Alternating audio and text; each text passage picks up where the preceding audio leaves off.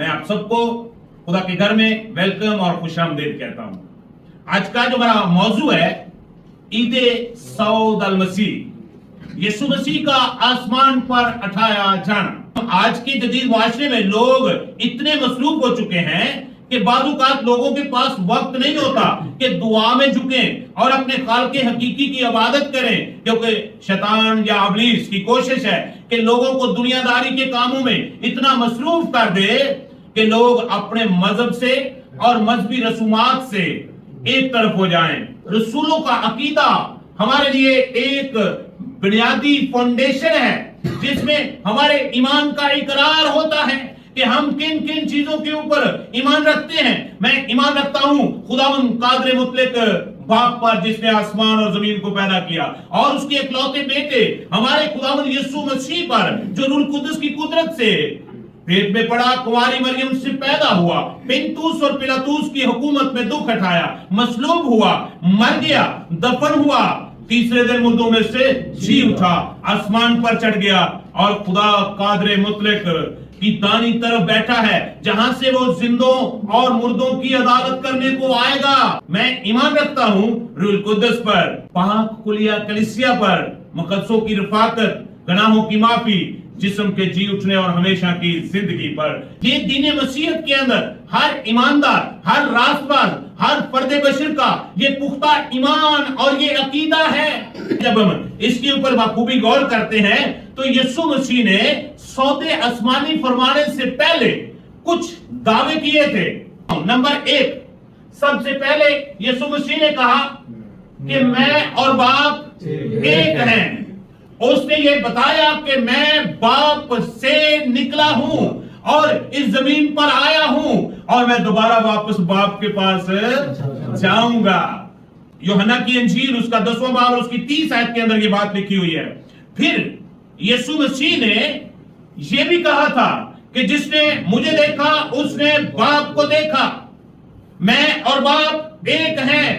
یوحنا کی انجیل 14واں باب اس کی نامی آیت کے اندر یہ بات لکھی ہوئی ہے۔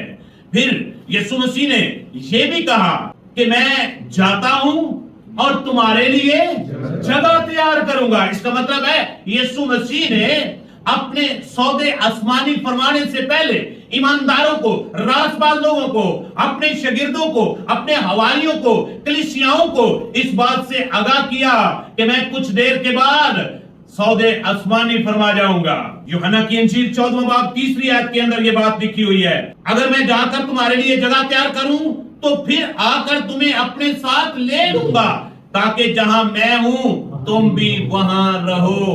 پھر اس کے بعد یسوع مسیح نے سودے آسمانی فرمانے سے پہلے ایک اور وعدہ کیا، اور وہ وعدہ یہ تھا کہ میں تمہیں بے یار و مددگار نہیں چھوڑوں گا، میں تمہیں تنہا نہیں رہنے دوں گا، میں تمہارے لیے ایک مددگار بھیجوں گا۔ یوحنا کی انجیل اس کا 14واں باب اور اس کی 16ویں آیت، اور میں باپ سے درخواست کروں گا تو وہ تمہیں دوسرا مددگار بخشے گا کہ ابد تک تمہارے ساتھ رہے۔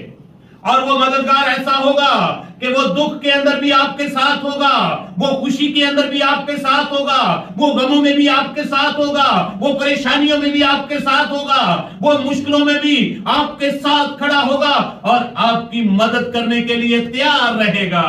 سودے آسمانی فرمانے سے پہلے یسوع مسیح نے اپنے شاگردوں سے، اپنے حواریوں سے، اپنے ایماندار راست باز لوگوں سے، اپنی کلیسیاؤں سے یہ بھی فرمایا کہ میں تمہیں یتیم نہ چھوڑوں گا۔ تم یہ مت سمجھنا کہ ہم بے یار و مددگار ہیں، میں تمہیں یتیم نہیں چھوڑوں گا، بلکہ میں تمہارا اور باپ کا ملاپ کرا دوں گا۔ وہ جو دیوار رستے میں تھی اس کو میں ختم کر دوں گا، اور پھر تم اے ہمارے باپ کہہ کر اسے پکار سکو گے۔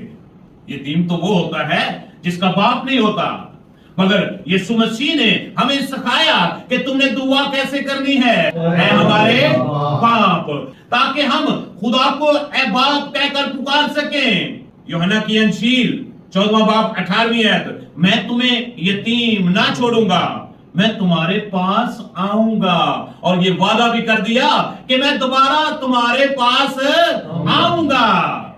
اور اس ایمان کے ساتھ دین مسیحیت کا ہر فرد بشر اس زندگی کے سفر کو طے کر رہا ہے کہ یسوع مسیح بہت جلد ہمیں لینے کے لیے آنے والے ہیں۔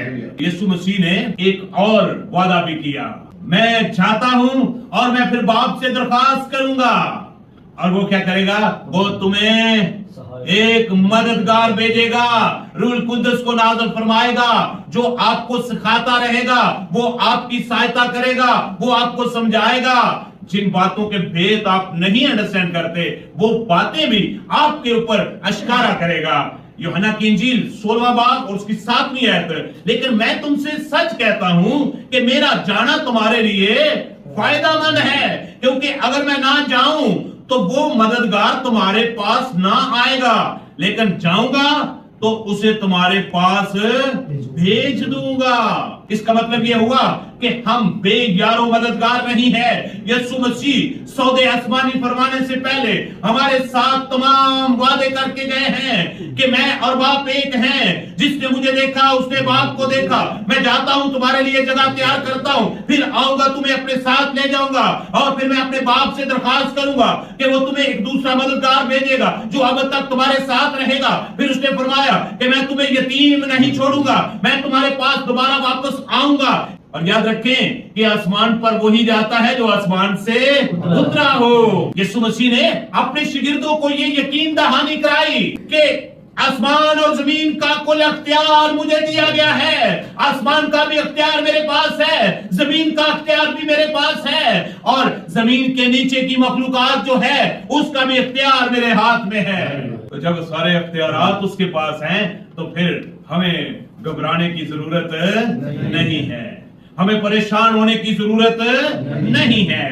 یاد رکھیں کہ مسیح ایمان کے مطابق 4 بنیادی بڑی عیدیں دین مسیحیت کے اندر سیلیبریٹ کی جاتی ہیں۔ نمبر 1 یسوع مسیح کی ولادت کی عید، جس کو ہم کرسمس کے نام سے جانتے اور پہچانتے ہیں۔ نمبر 2 عید قیامت المسیح، جس کو ہم ایسٹر عید کے نام سے جانتے ہیں۔ پھر تیسرے نمبر پہ ہم عید صعود المسیح سیلیبریٹ کرتے ہیں، جس کو یسوع مسیح کا آسمان پر اٹھایا جانا، اس عید کو عید صعود المسیح کہا جاتا ہے۔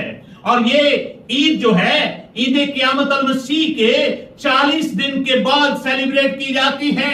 چوتھے نمبر پہ عید پینتیکوس، جس دن روح القدس کا نزول ہوا تھا، اور یہ عید جو ہے عید قیامت المسیح کے 50ویں دن سیلیبریٹ کی جاتی ہے۔ اور یہ 4 عیدیں جو ہے یہ دین مسیحیت کے اندر ہمارے ایمان کا ایک اہم جز ہے۔ آج ہم عید صعود المسیح کے اوپر غور کریں گے، جو آج کے جدید دنیا میں سے ابلیس نے مسیح لوگوں کی زندگی میں سے اس کو چھین لیا ہے، کیونکہ اس عید کے ساتھ یسوع مسیح کی دوسری آمد جڑی ہوئی ہے۔ اس لیے ابلیس نہیں چاہتا کہ مسیح لوگ جو ہیں یسوع مسیح کی دوسری آمد کے لیے اپنے آپ کو تیار کر سکیں، اس لیے وہ عید صعود المسیح لوگوں کو سیلیبریٹ ہی نہیں کرنے دے۔ اگر سیلیبریٹ کریں گے تو یہ جان جائیں گے کہ وہ آسمان پر اٹھایا گیا اور بہت جلد آنے والا ہے، یہ لوگ تو اس کی آمد کے لیے اپنے آپ کو تیار کر لیں گے۔ اس لیے ابلیس نے ایک ایسا کھیل کھیلا ہے کہ دین مسیحیت کے لوگوں کی زندگی میں سے اس نے کلام کو چھین لیا ہے، اس نے اس کلام کی طرف آنے نہیں دیتا، اس کلام کو پڑھنے نہیں دیتا، اس کلام کو سننے نہیں دیتا۔ جب کلام کی باری آتی ہے تو آدھا چرچ خالی ہو جاتا ہے، لوگ اٹھ کر چلے جاتے ہیں۔